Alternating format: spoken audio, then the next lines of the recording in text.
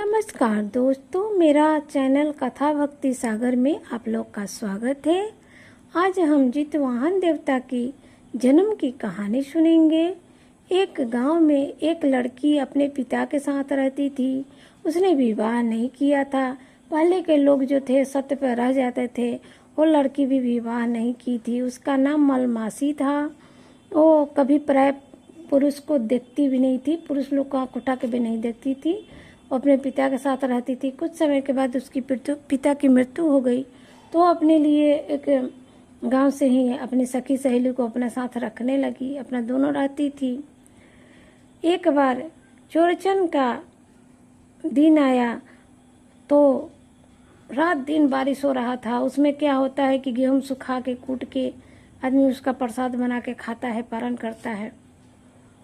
तो मतलब रात दिन बारिश हो रहा था, धूप निकल ही नहीं रहा था।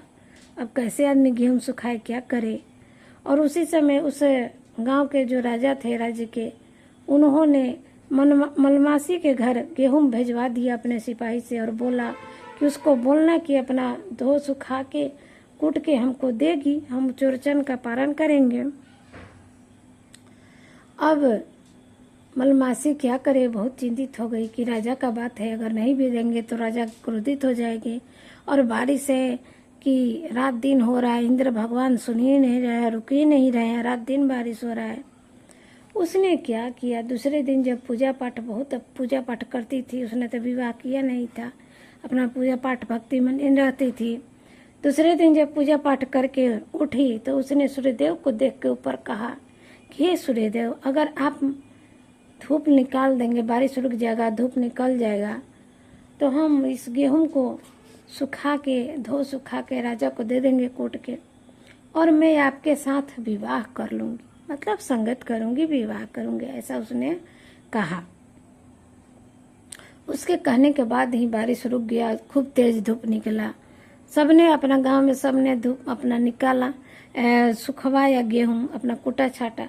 इसने भी अपना धो सुखा के कूट के और राजा के घर भेजवा दिया है। लेकिन ये मन ही मन डर रही थी कि मैंने तो कहा है, अब आज भगवान रात को आएंगे मेरे पास, अब मेरा सत्य नहीं बचेगा।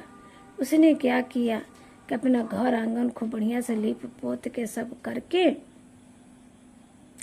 और घर पर ताला बंद करके बाहर दूसरे के घर चली गई, कहीं और जाके बैठ गई। रात को भगवान आए, सूर्य भगवान आए रात को। उन्होंने तो देखा कि घर में कुछ है नहीं है, ताला बंद है। उसने सोचा कि मलमासी ने मेरे साथ छल किया है। और वो जाते जाते क्या किया कि एक जगह पेशाब करके उसके घर के आंगन में पेशाब करके चले गए भगवान। जब मलमासी सुबह आई तो देख रही है कि वहाँ खूब सुंदर चौराई का साग लहलहा रहा है आंगन में। वो साग को देख के उसको इतना लालच आ रहा था, मन कर रहा था कि कच्चे खा ले या बना के खाए। उसने क्या किया, जो उसके साथ एक और रहती थी, उसको बोली कि आज इसी साग को बनाते हैं और खाते हैं, आज मेरे लिए इस साग को बना दो। उसने उस साग को बना दिया और मलमासी ने वो साग खाया। साग खाने के कारण मलमासी को गर्भ रह गया। अब वो क्या करे, बहुत परेशान हो गई। बोली अब तो मेरा सत्य भंग हो गया, क्योंकि मेरा तो शादी हुआ नहीं है, मैं बिना शादी के मेरा बच्चा होगा, वो क्या करे। लेकिन वो तो माँ थी, बच्चा पेट में है तो उसको मार भी नहीं सकती थी। पहले के ज़माने में ये सब नहीं होता था। उसने उस बच्चे को जन्म दिया। जब उसका लड़का थोड़ा बड़ा हो गया, बाहर खेलने जब जाता तो सब लोग बोलते ना कि राम दुहाई बाप की रिए। सब लोग बोलते थे, ये भी लड़का बोलता, ये बोलता कि राम दुहाई माँ की रही है। तो सब लड़के हंसते, इसको चिढ़ाते कि तो अनाथ है, इसका बाप पे नहीं है, इसको तो पता नहीं है इसका बाप कौन है, ऐसे ऐसे बोलते। एक दिन जो लड़का था अपने घर आया और मलमासी से बहुत रोने लगा कि नहीं, आज आप हमको बताओ कि मेरा बाप कौन है, मुझे लोग ऐसे क्यों बोलते हैं। अब मलमासी क्या करे, बोली कि देखो बेटा, सुबह का जो सूर्य का किरण निकलता है, जो रथ निकलेगा तो उस रथ को तुम पकड़ लेना और उनसे पूछना कि मेरा बाप कौन है, वही बताएंगे कि तुम्हारा बाप कौन है।